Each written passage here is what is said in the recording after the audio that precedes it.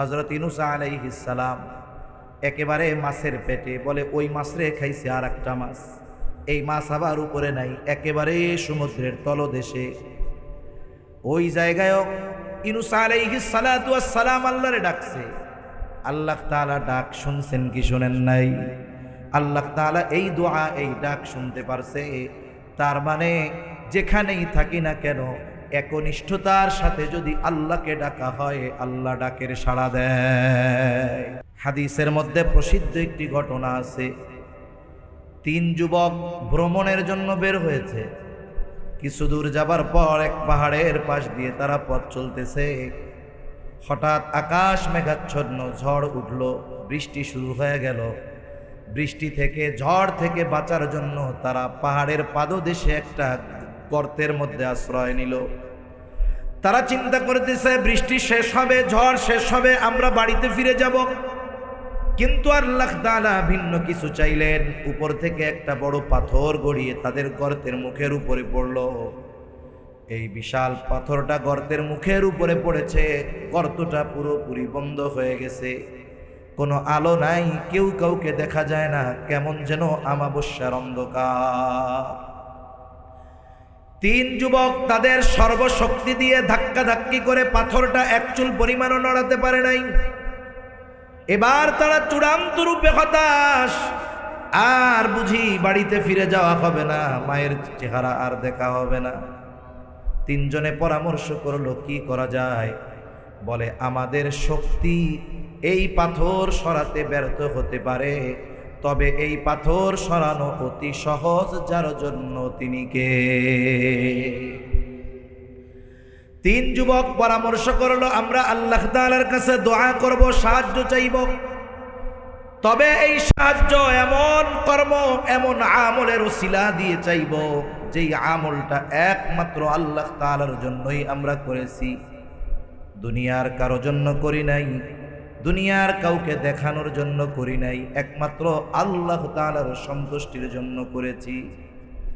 এবার প্রথম যুবক আল্লাহ তাআলার কাছে দোয়া করে, বলে আল্লাহ, আমি একজন রাখাল, ছাগলের রাখাল, আমি ছাগল চড়াই। প্রতিদিন ছাগল চড়ানোর পর যখন বাড়িতে ফিরে আসি, ছাগলের দুধ দহন করি। দহন করার পরে এই দুধ আমার ঘরে বৃদ্ধ পিতামাতাকে আমি সর্বপ্রথম পান করাই। এরপরে তারা পরিতৃপ্ত হবার পরে যা অবশিষ্ট থাকে আমার স্ত্রী সন্তানদের আমি পান করাই।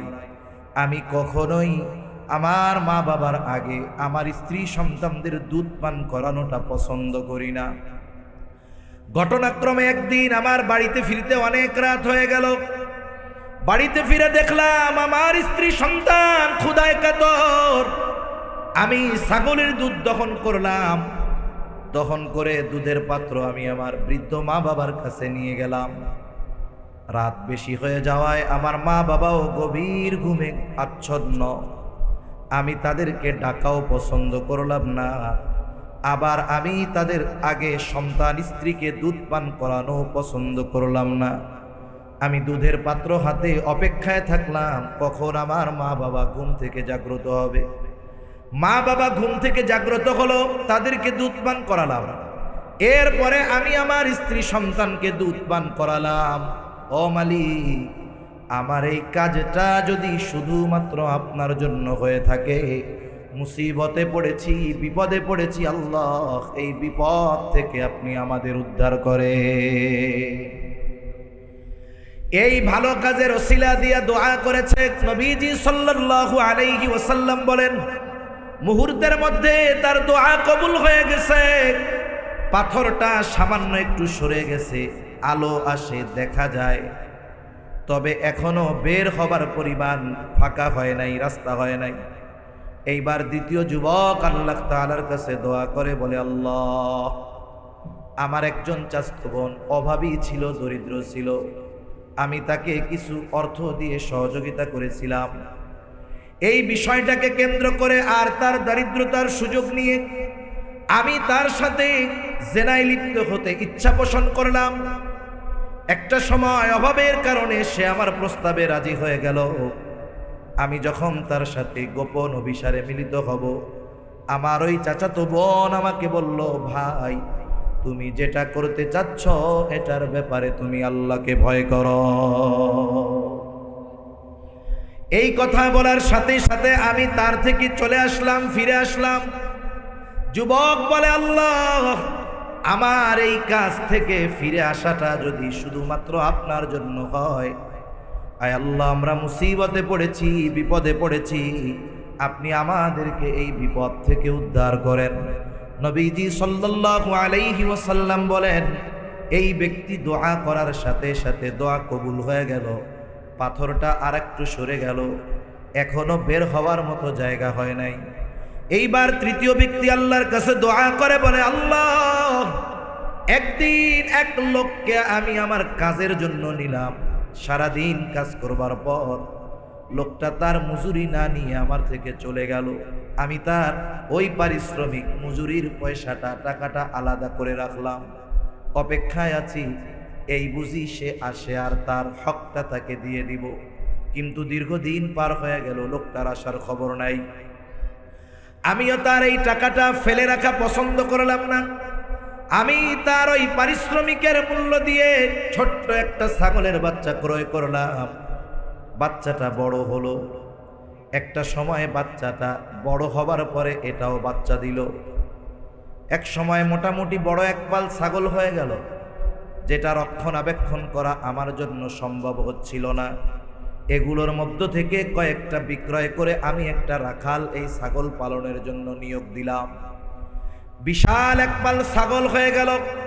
দীর্ঘদিন পর ওই লোকটা আমার কাছে এসে বলে, ও ভাই, তোমার কাছে আমার কিছু পাওনা আছে, আমার পাওনাটা আমারে দিয়ে দাও। আমি তাকে রাখাল সহ ছাগলের ওই বিশাল পাল দেখা দিয়ে বললাম, এই যে তোমার পারিশ্রমিক মজুরি, তুমি এগুলো নিয়ে যাও। লোকটা বলে, বলো কি? তখন আমি তারে খুইলা বললাম, তোমার পয়সা দিয়ে একটা ছাগলের বাচ্চা কিনেছিলাম, আল্লাহ বরকত দিয়েছে, এত বরকত যে এগুলো লালন পালন করার জন্য আমার একটা রাখালের ব্যবস্থাও করা লাগছে। আয় আল্লাহ, লোকটা ছাগল সহ রাখালের ওই পাল সহ, ছাগল সহ রাখাল সহ ওই ছাগলের পাল ধরে সে নিয়ে চলে গেল। একটা ছাগলও আমারে দেয় নাই। এই না দেওয়ার কারণে আমি মনক্ষুণ্ণ হই নাই, কষ্ট পাই নাই। ও মালিক, আমার এই কাজটা যদি শুধুমাত্র আপনার সন্তুষ্টির জন্য হয়, বিপদে পড়েছি, আল্লাহ আপনি আমাদের উদ্ধার করে। নবীজি সাল্লাল্লাহু আলাইহি ওয়াসাল্লাম বলেন, এই লোকটার দোয়াও আল্লাহ তাআলার কাছে কবুল হয়ে গেল।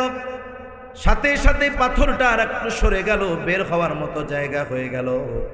তিন ব্যক্তি বের হলো, নিরাপদে তাদের বাড়ি পৌঁছায় গেল। তার মানে কোন নেক আমল আমি আপনি আল্লাহর জন্য করেছি, আমারটা আপনি জানেন না, আপনারটা আমি জানি না। এই জন্য যখন দোয়া করব আল্লাহ তাআলার কাছে, যেই আমলটা একমাত্র আল্লাহর জন্য করেছি, এই ধরনের আমলের ওসিলা দিয়ে আল্লাহর কাছে দোয়া করব। আরো কয়েকটা শর্ত আছে, শর্তগুলো আর লম্বা করব না। এখন এইভাবে এই শর্তগুলো ঠিক রেখে যখন কোনো আল্লাহর বান্দা আল্লাহর কাছে দোয়া করে, বলে আল্লাহ তাআলা ওই ব্যক্তির সব দোয়াগুলো কবুল করে নেয়। আর যখন কোনো ব্যক্তির কোনো দোয়া কবুল হয়, বলে ওই দোয়ার অবস্থা কমপক্ষে 4 ধরনের হয়। কয় ধরনের? দোয়া কবুল হয়, তবে দোয়া কবুলের ধরনটা 4 ভাবে হতে পারে। 1 নাম্বার, যেই বিষয়টা বা যেই বস্তুটা আল্লাহ তাআলার কাছে চেয়েছে, চাওয়ার সাথে সাথে আল্লাহ তাআলা তাকে দিয়ে দেয়। চেয়েছে সাথে সাথে দিয়ে দেয়। বলে আমার আপনার জীবনে এমন অনেক ঘটনা আছে, এমন অনেক ওয়াকিয়া খুঁজে পাওয়া যাবে যে ওই মুহূর্তে যেই জিনিসটা প্রয়োজন অথচ পাওয়াটা অসম্ভব ছিল, কিন্তু আল্লাহ তাআলার কাছে বলছি মনে মনে, আর সাথে সাথে আল্লাহ তাআলা ওই বিষয়গুলোর ব্যবস্থা করে দিয়েছে। দোয়া শুধু হাত উঁচা কইরা করতে হয় তা না, দোয়ার জন্য শুধু মুখ দিয়ে উচ্চারণ করতে হয় তা না। আল্লাহর কাছে চাওয়ার মাধ্যম অনেক আছে। বান্দার সাথে আল্লাহর সাথে বান্দার হৃদয়ের ভাষায়ও কথোপকথন হয়, ঠিক কিনা বলেন? অনেক সময় এমন হয়, দেখা যায় আমি আপনি এক জায়গায় যাব, খুব জরুরি দরকার। মনে করেন একজন লোক একেবারে প্রত্যন্ত অঞ্চল, যেই জায়গাগুলোতে সন্ধ্যার পরে গাড়ি চলে না, লোকজন পাওয়া যায় না। বলতে পারেন হুজুর এখন এরকম এলাকা আছে নাকি? বলে হ্যাঁ আছে। বাংলাদেশে এমনও জায়গায় সফর হয়েছে যেই সব এলাকায় সন্ধ্যার আগে সব বাজারগুলো বন্ধ হয়ে যায়। সন্ধ্যার পরে কোনো দোকান খোলা থাকে না, আগেই বন্ধ করে মানুষজন বাড়িতে চলে যায়। মানুষজন যদি বাজারে রাস্তাঘাটে না থাকে, তাইলে ওই সব রাস্তায় কি গাড়ি পাওয়া যাবে? পাওয়া যাবে। গভীর রাত, মনে করেন ওই ব্যক্তির সন্তান, স্ত্রী অথবা মা বাবা প্রচন্ড রকমের অসুস্থ হয়ে গেছে, রাত ৩টা বাজে। যেইখানে সন্ধ্যার পরে গাড়ি পাওয়া যায় না, রাত ৩টায় গাড়ি পাওয়া অসম্ভব। এখন যদি ওই অসুস্থ ব্যক্তিকে হাসপাতালে না আনা যায়, তাহলে বড় ধরনের ক্ষতি হয়ে যেতে পারে। লোকটা বাড়ির থেকে বের হলো, সে নিজেও জানে রাস্তায় গেলে গাড়ি পাওয়া যাবে না, কিন্তু হাত উঁচু করে নয়, মুখ দিয়ে নয়, ও মনের ভাষায় আল্লাহ তাআলার কাছে বলে, আল্লাহ মুসিবতে পড়েছি, আপনি মুসিবত থেকে উদ্ধার করে। এই কথা দিলে দিলে বলতে বলতে রাস্তায় যখন গেল, দেখা গেল তার জন্য একটা অটো দাঁড়ায় আছে। জিজ্ঞাসা করে, যাবা কই? বলে আমি তো যাব থানা শহরে। কেন? বলে আমার আত্মীয় আসবে, ওইখানে গাড়ি থেকে নামবে, আমার রাত ৩টার সময় ওইখানে থাকতে বলছে। তাহলে দেখুন, ওর যাওয়া দরকার যেই জায়গায়, আল্লাহ তাআলা এরও প্রয়োজনটা দিয়েছে ওই জায়গায়। কেমন যেন ওই গাড়িওয়ালা এই ব্যক্তির জন্য অপেক্ষা করতেছে। এই যে দোয়া করার সাথে সাথে দোয়া কবুল হলো, এই ধরনের সাথে সাথে দোয়া কবুল হওয়ার ঘটনা আমার আপনার জীবনে কম বেশি প্রতিনিয়ত ঘটে, কিন্তু আমরা খেয়াল করি না। এই বিষয়গুলো যদি আমরা খেয়াল করতাম, তাইলে বুঝতে পারতাম যে চাইছি যেটা, দরকার যেটা, এটা আল্লাহ সাথে সাথে দিয়ে দিয়েছে। তাহলে দোয়া কবুলের শর্ত ঠিক রেখে দোয়া করলে ওই দোয়া কবুল হয়। তবে দোয়ার প্রথম অবস্থা হয় যে আল্লাহ তাআলা হয়তো যেটা চেয়েছে সাথে সাথে দিয়া দেয়। ২ নম্বর বিষয়, আল্লাহ তাআলার কাছে দোয়া করবার পর, কিছু চাবার পর বান্দা যেটা চেয়েছে আল্লাহ সেটা দেয় না, বরং আল্লাহ তাআলা ওই চাওয়া জিনিসের বিকল্প ভালো আর একটা জিনিস তাকে দিয়ে দেয়। অল্টারনেটিভ, বিকল্প কোনো কিছু আল্লাহ তাআলা দেন। কারণ কোন জিনিসের মধ্যে কল্যাণ আছে, কোনটার মধ্যে অকল্যাণ আছে, আমার আপনার চোখে ভালো লাগলেও সেটার মধ্যে অকল্যাণ যদি থাকে, জানেন কে? আল্লাহ। হয়তো আমি আপনি চাইছি ভালো কোনো জিনিস, কিন্তু আল্লাহ দেন নাই, আল্লাহ দিয়েছেন অন্য কিছু। অনেক সময় দোয়ার মাধ্যমে কি হয়, মানুষ আল্লাহর কাছে দোয়া করে, দুনিয়ার চায়, অনেক জিনিস চায়, সব শর্ত ঠিক আছে, এরপরেও সে মনে করে দোয়া কবুল হয় নাই। অথচ ওই দোয়ার বদৌলতে আল্লাহ তাআলা তাকে অনেক বড় বিপদ আপদ মুসিবত থেকে হেফাজত করে। দোয়ার ৩ নম্বর অবস্থা, আল্লাহ রাব্বুল আলামিন দোয়ার বস্তু নগদেও দেন না, বিকল্প কোনো কিছু দেন না, বলে দেন তবে সেটা বিলম্বে দেন। একজন আল্লাহর বান্দা ২০১০ সাল থেকে দোয়া করে, বলে আল্লাহ আমার একটু আপনার ঘর নবীর রওজা জিয়ারতের তৌফিক দেন, সুযোগ দেন। দোয়া করতেছে, সে ২০২৪ সালে আল্লাহর ঘর আর নবীর রওজা জিয়ারতের সুযোগ পেয়েছে। তাহলে দোয়া করছে ১০ সালে, দিছে আল্লাহ ১৪ সালে। তাহলে দোয়ার ৩য় অবস্থা হলো বান্দাকে আল্লাহ তাআলা তার চাওয়া বস্তু দেন, তবে সাথে সাথেও নয়, বিকল্প কোনো কিছু নয়, বরং বিলম্বে আল্লাহ তাআলা দেয়। ৪ নম্বর অবস্থা, বলে দুনিয়ায় দেন না, বিলম্বেও দেন না, বিকল্পও দেন না, নগদেও দেন না, বরং বান্দার ওই চাওয়ার প্রতিদানটা আল্লাহ আখিরাতের জন্য রেখে দেয়।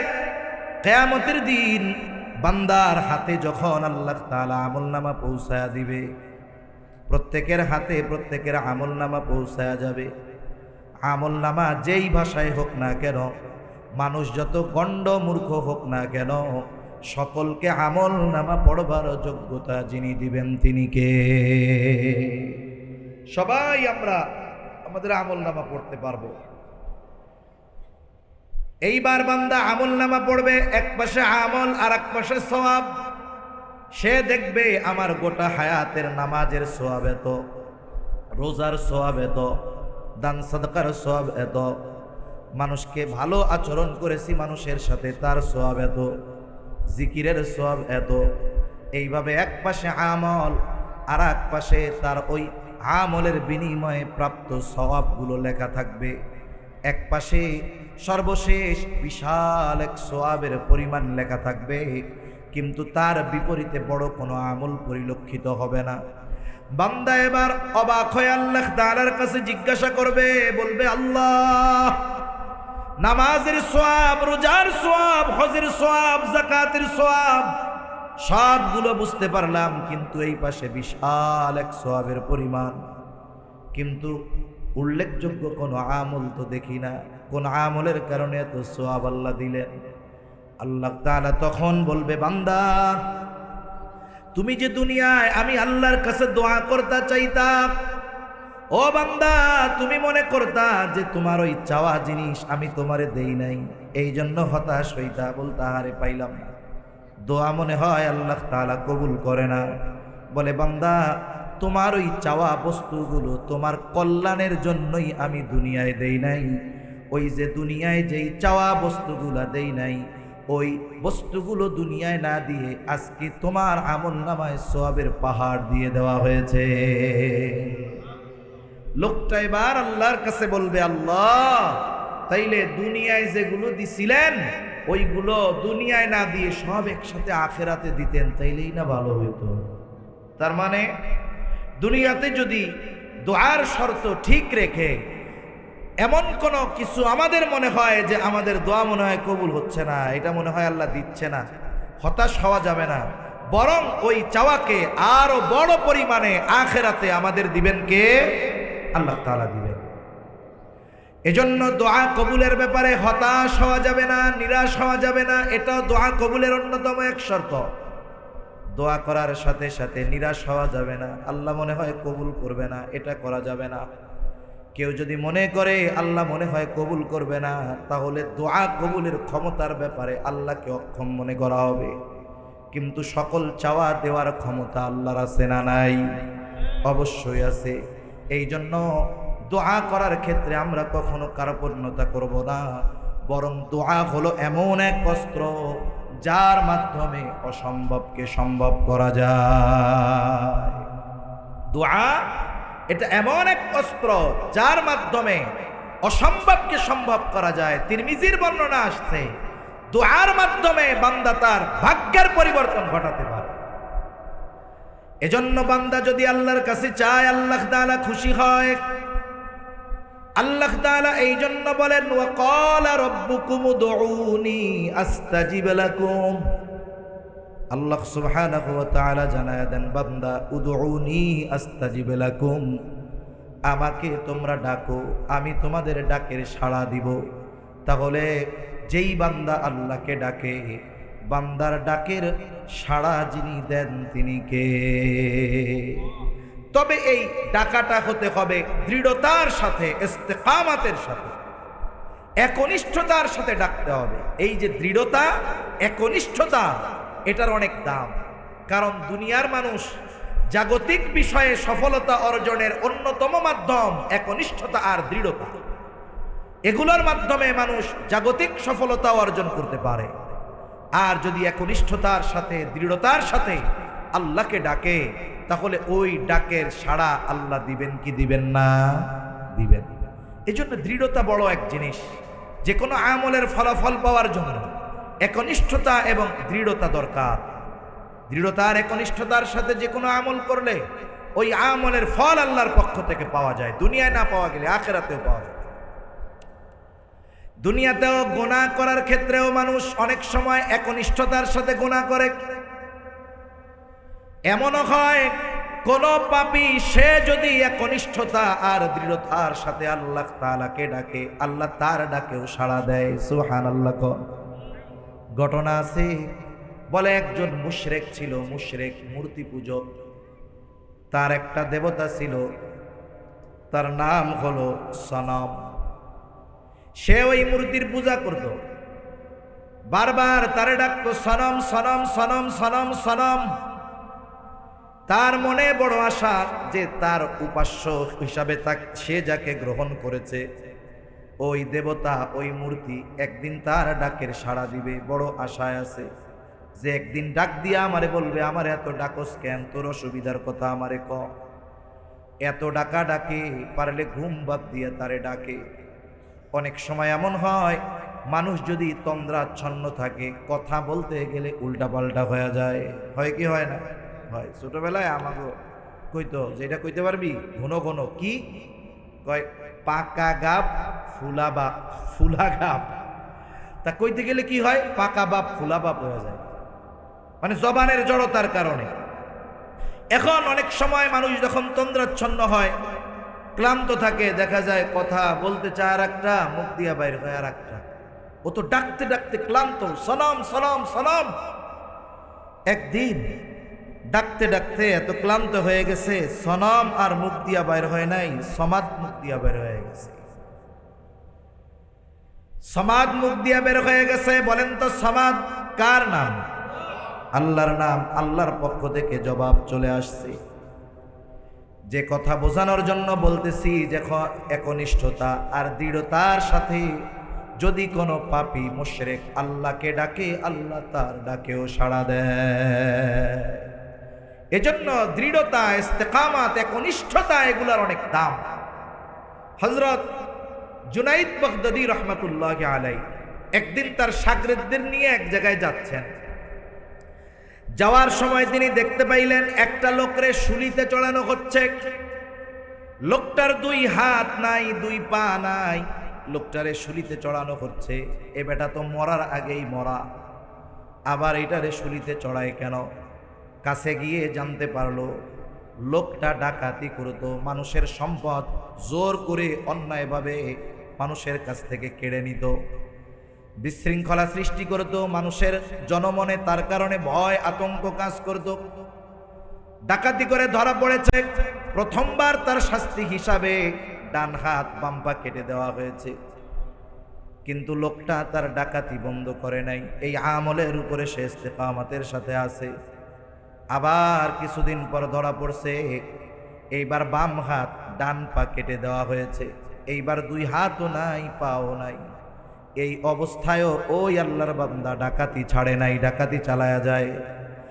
এইবার সর্বশেষ আবার ডাকাতি করে ধরা পড়ছে। এবার শাস্তি, তাকে শুলিতে চড়ানো হবে, হত্যা করা হবে। জুনাইদ বাগদাদী রহমাতুল্লাহি আলাইহি ওই লোকটার কাছে গেলেন, প্রকাশ্যে শুলিতে চড়ানো হবে, যাতে মানুষেরা শিক্ষা গ্রহণ করে এই ধরনের অপরাধের সাথে যেন না জড়ায়। উনি তার কাছে গিয়ে তার শরীরের মধ্যে একটা চুমা দিলেন। বলে চুমা কারে দেয়?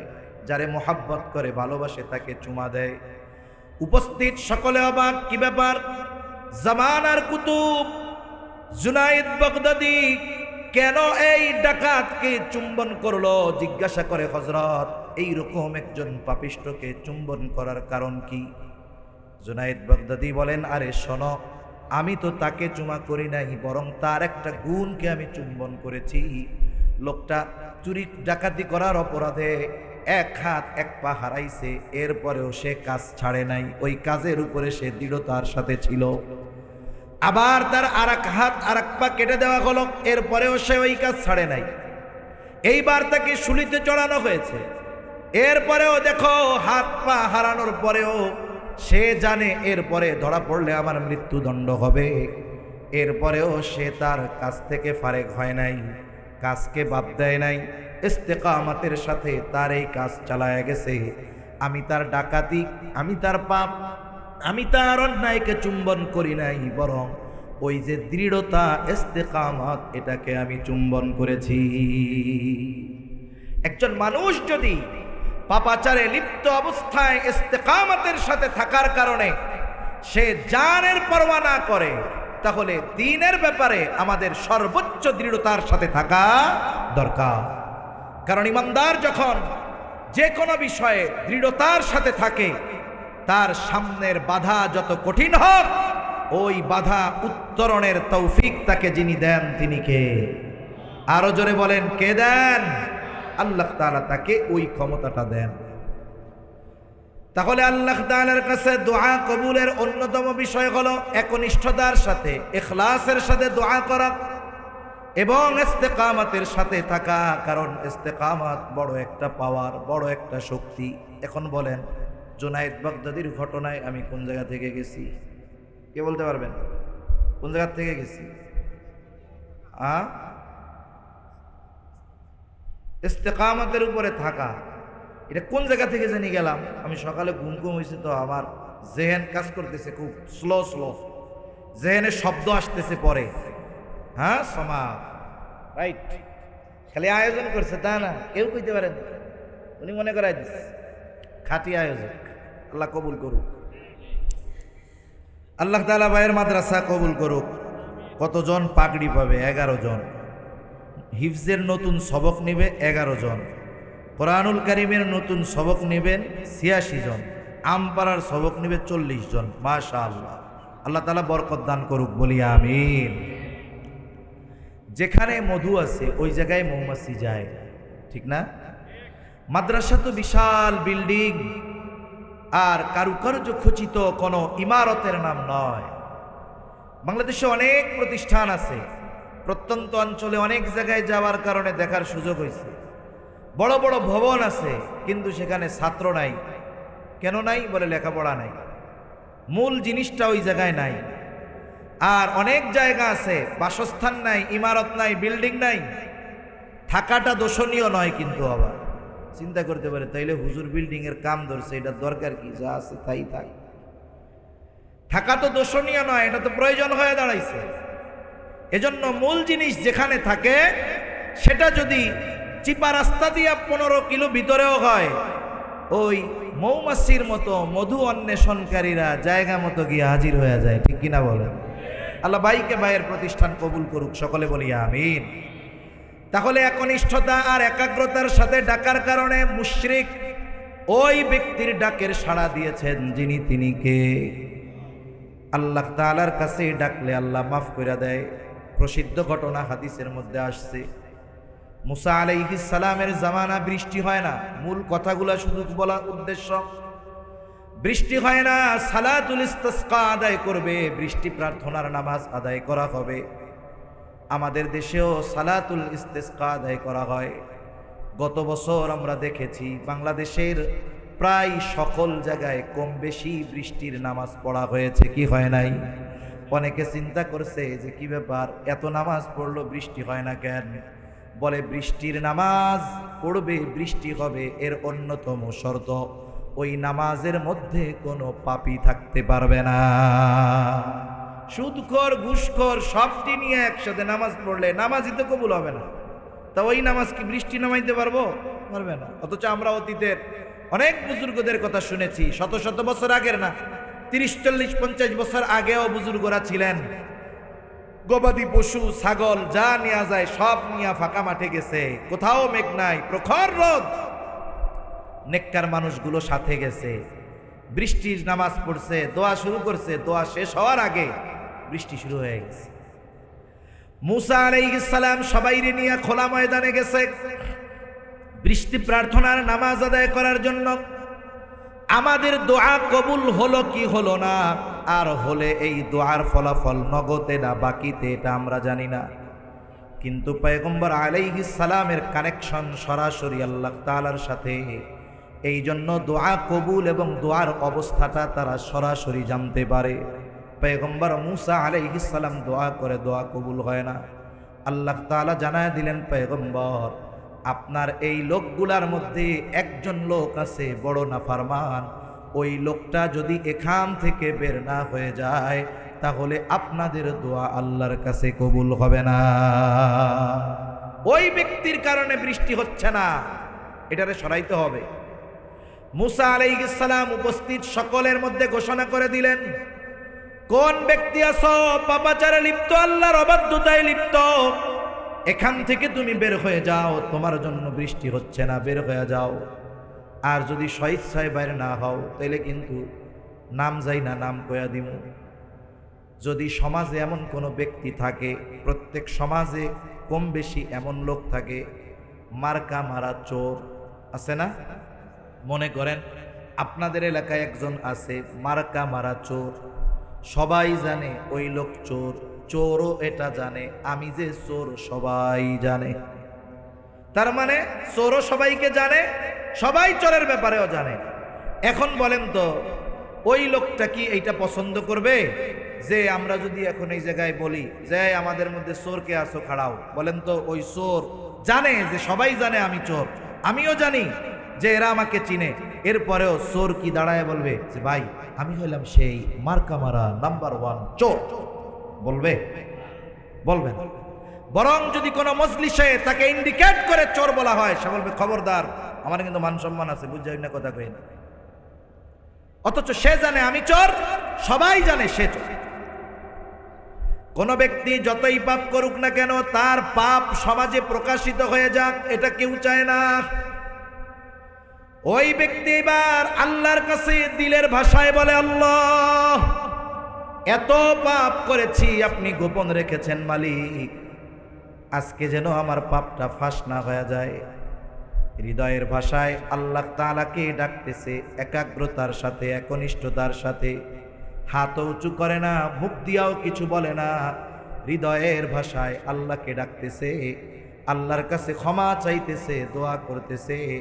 আল্লাহ তাআলা ওই ব্যক্তির ওই একনিষ্ঠ ডাককে কবুল করলেন, তার তওবা কবুল করলেন, তাকে মাফ করে দিলেন। একটু পরে বৃষ্টি শুরু হয়ে গেল।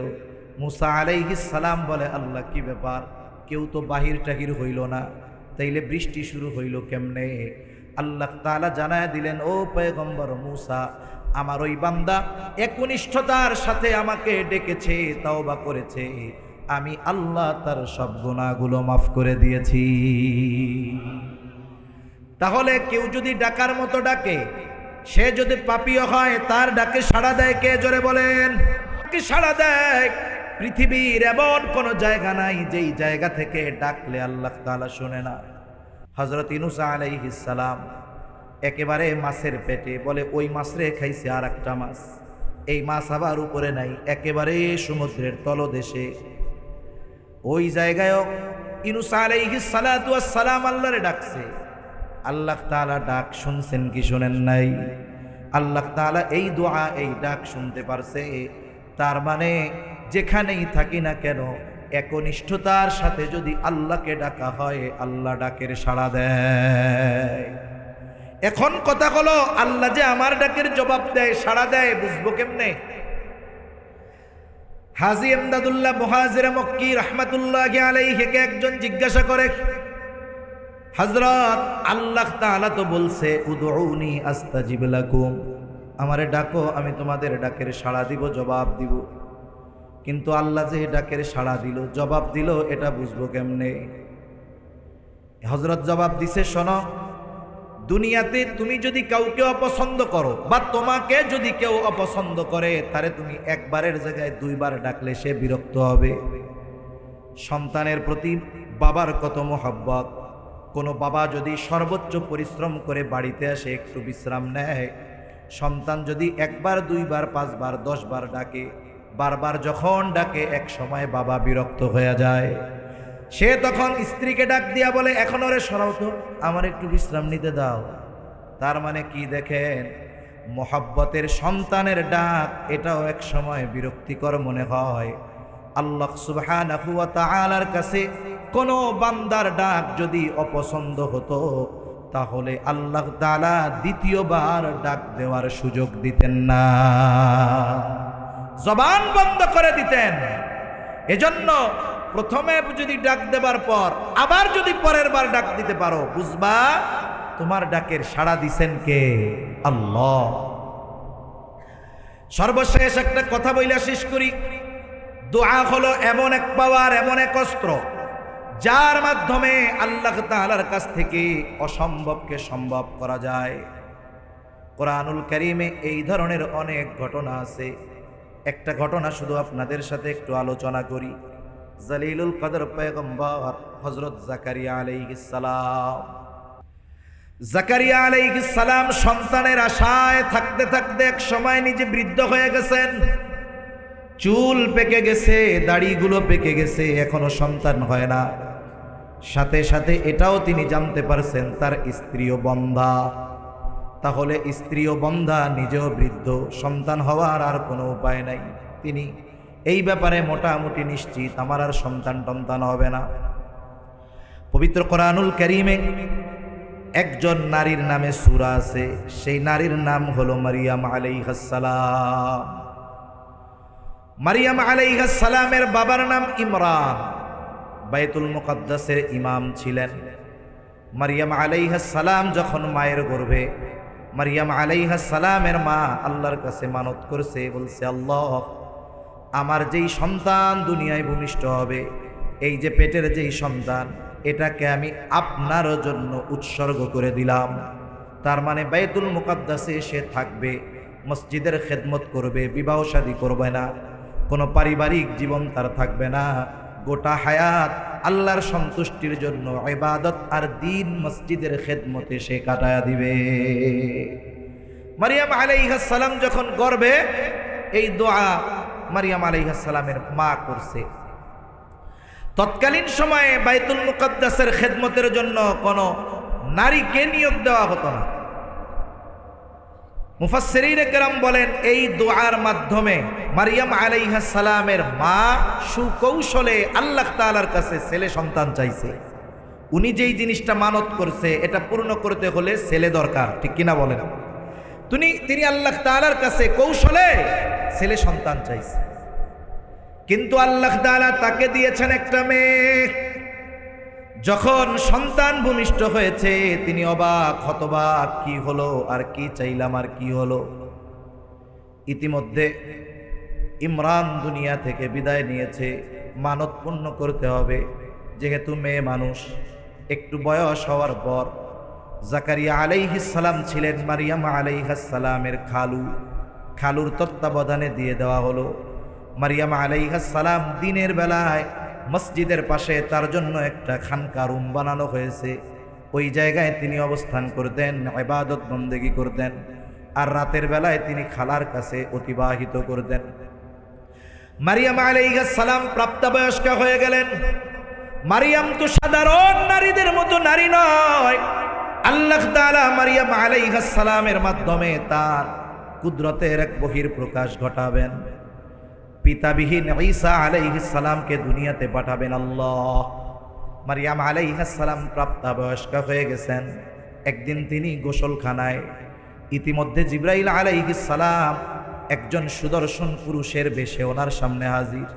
উনি দেখে প্রচণ্ড ভীত শঙ্কিত, আল্লাহ তাআলার কাছে তিনি আশ্রয় চাইতেছেন। এইবার ফেরেশতা তাকে অভয় প্রদান করে বলল, ভয় পেও না, আমাকে আল্লাহ তাআলা পাঠিয়েছেন যে তোমার গর্ভে একটা সন্তান হবে, যেই সন্তান পয়গম্বর হবে, নবী হবে। এইবার মারিয়াম আলাইহিস সালাম বলে, বলো কি, আমারে তো কোনো পুরুষ স্পর্শ করে নাই, সন্তান হবে কেমনে? আল্লাহ তাআলা যদি চান, এটা সম্ভব কি সম্ভব নয়। আল্লাহর নির্দেশে ঈসা আলাইহিস সালামের রূহ ফুঁকে দেওয়া হলো।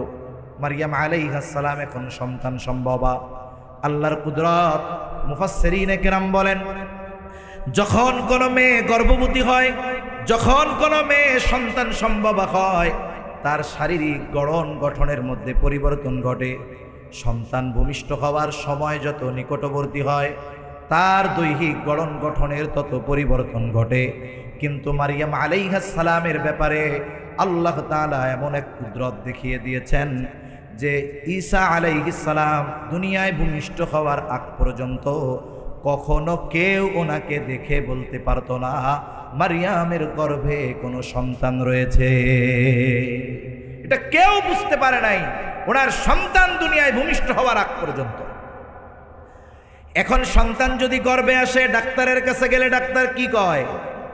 ভালো মন্দ খাওয়াবেন, আপেল খাওয়াবেন, কমলা খাওয়াবেন, ডিম দুধ সব ভালো ভালো ফলমূল খাওয়াবেন। কেন? বলে এখন মায়ের পেটে মায়ের রক্তের মাধ্যমে বাচ্চার শরীর গঠন হবে। মাকে যত ভালো খাওয়াবেন সে সুস্থ থাকবে, সন্তান ভালো হবে, খাওয়াবেন। এই জন্য এখন মারিয়াম আলাইহিস সালাম তো গর্ভবতী, কিন্তু ওনার কোনো আত্মীয় স্বজন জানে না। ভালো খাবারের ব্যবস্থা কে করবে? ওনার গর্ভে যে সন্তান এটা কেউ জানে না, তবে যিনি জানেন তিনি কে?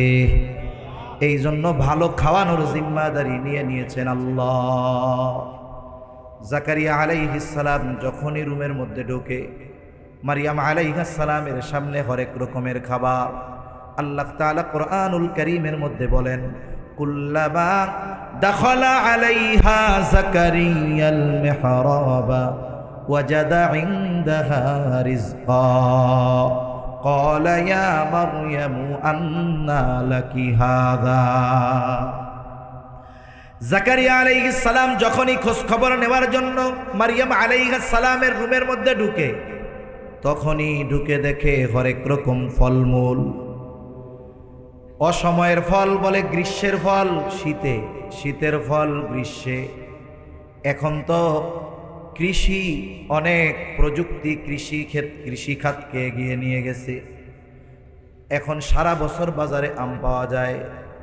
তবে যতই পাওয়া যাক, বলেন তো জ্যৈষ্ঠ মাসের মতো স্বাদ লাগে নাকি? বাজারে যদিও পাওয়া যায় প্রযুক্তির কল্যাণে, অথবা এটাকে কোল্ড স্টোরে রাখা হয়, অনেকে ফ্রিজের মধ্যে রেখে অনেক সময় গরমের মধ্যে এসে ওটা দিয়ে জুস বানায় খায়। এটা তো প্রযুক্তির কল্যাণে হলো।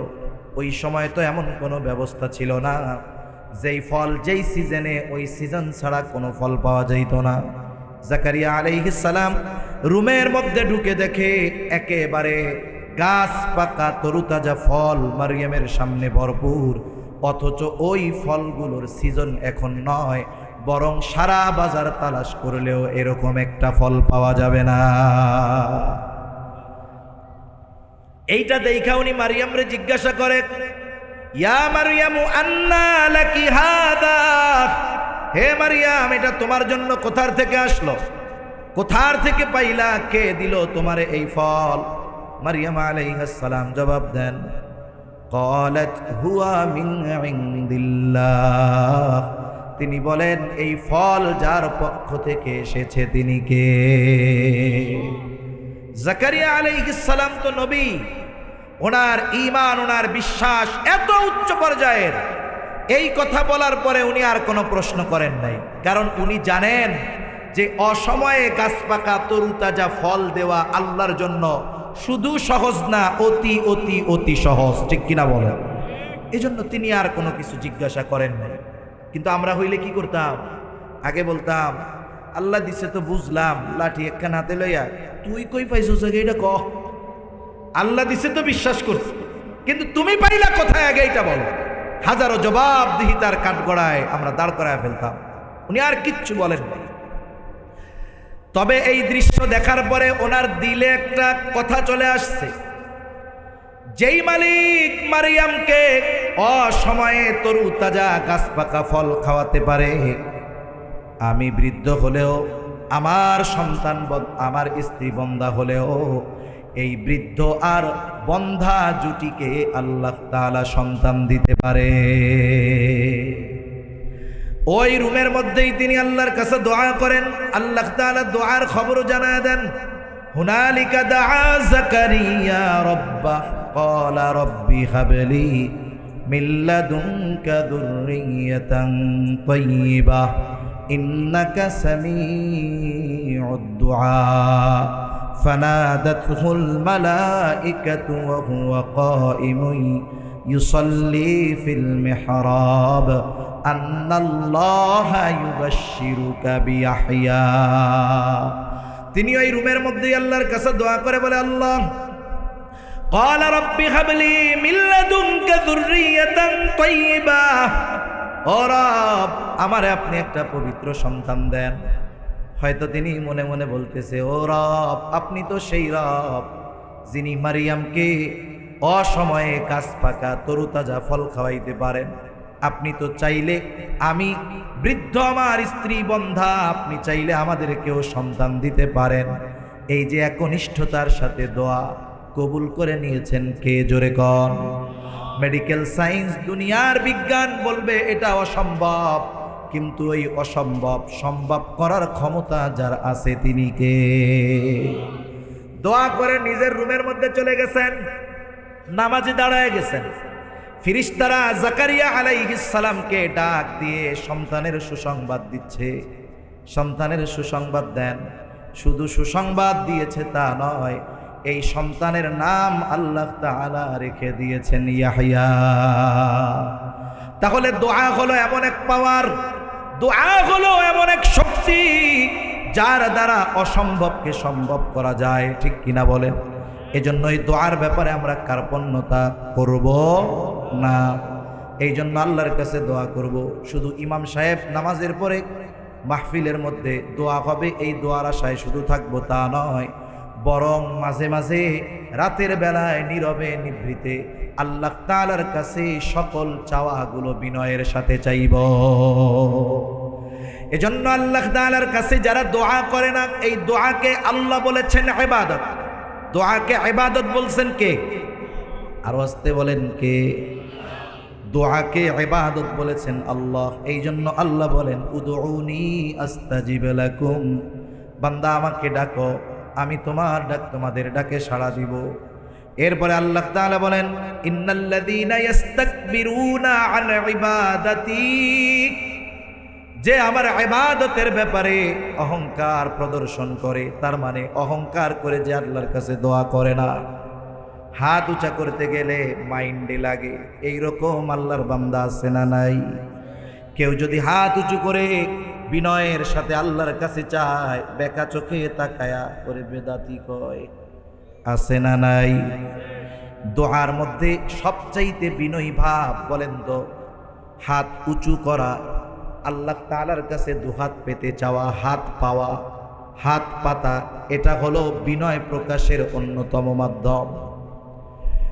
বিনয়ের সাথে মাঝে মধ্যে আল্লাহ তাআলার কাছে এরকম চাইতে হবে।